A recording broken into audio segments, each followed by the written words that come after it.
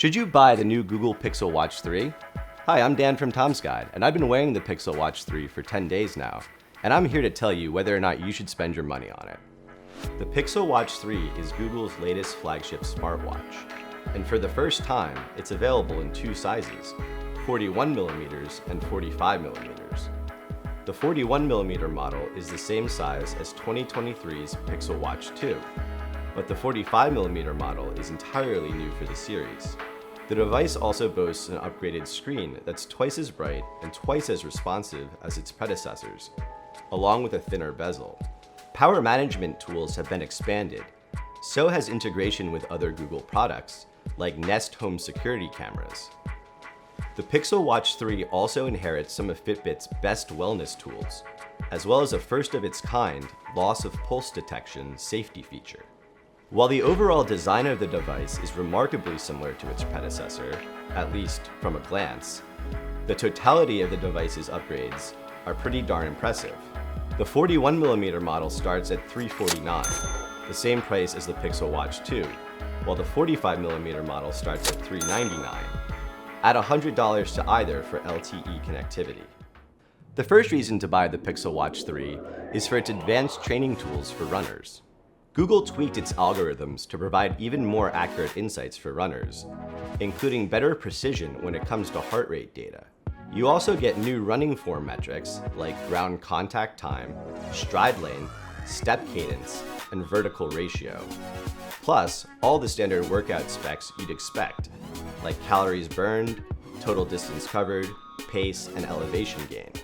You additionally get access to Fitbit's cardio load insights, a measure of how hard your heart is working during an exercise. This feature requires a Fitbit Premium account to access on any other device. Additionally, Pixel Watch owners can create custom running routines with different intervals and goals using Google's Build a Run feature.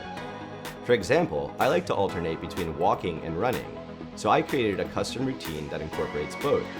When it's time to switch, the Pixel Watch 3 lets you know via either an audio cue or haptic feedback on your wrist.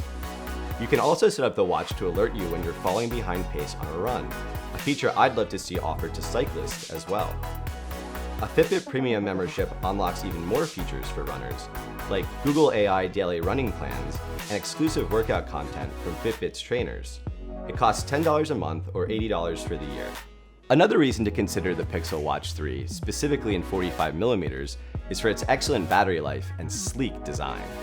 In my testing, the 41mm Pixel Watch 3 lasted for roughly 24 hours in between charges, which is what Google advertises. This was without using any of the power-saving features.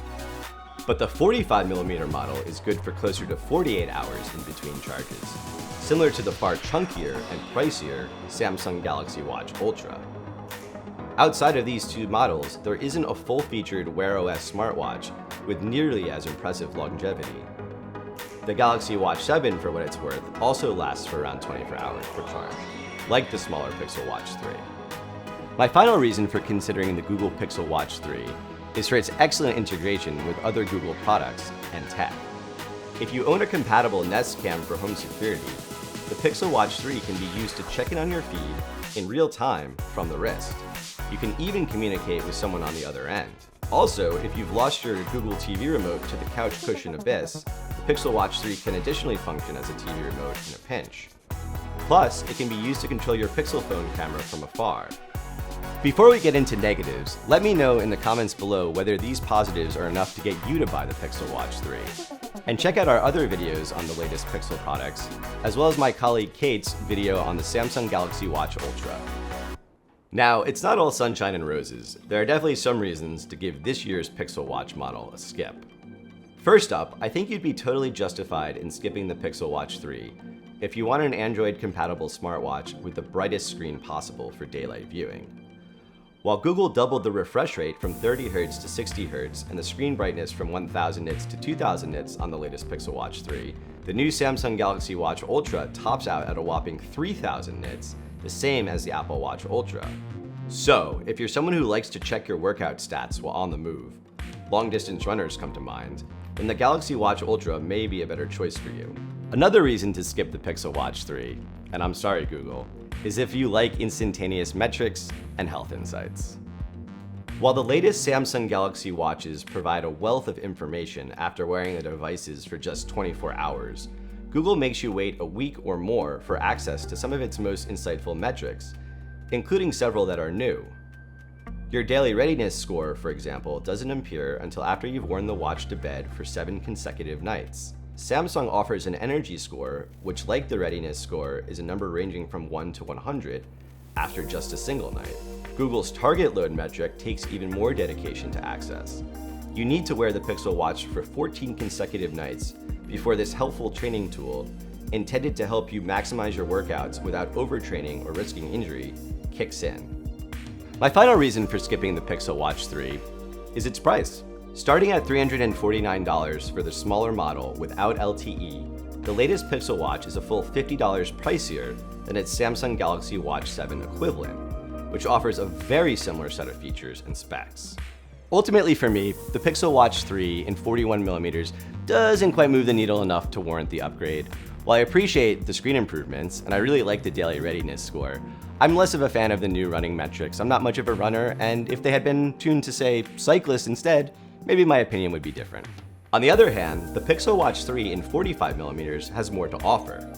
You get 40% greater screen real estate compared to the Pixel Watch 2, but more importantly, substantially better battery life. A full 48 hours according to my testing.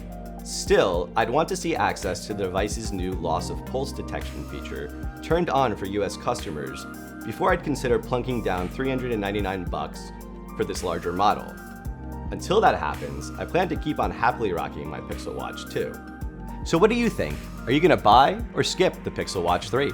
Let me know in the comments below. And if you've enjoyed this video, go ahead and give me a follow on Twitter. I'm at Dan Bracaglia, all one word, and read my articles on tomsguide.com. For everything else, give us a follow at Tom's Guide. Once again, I'm Dan, and I'll catch you in the next video.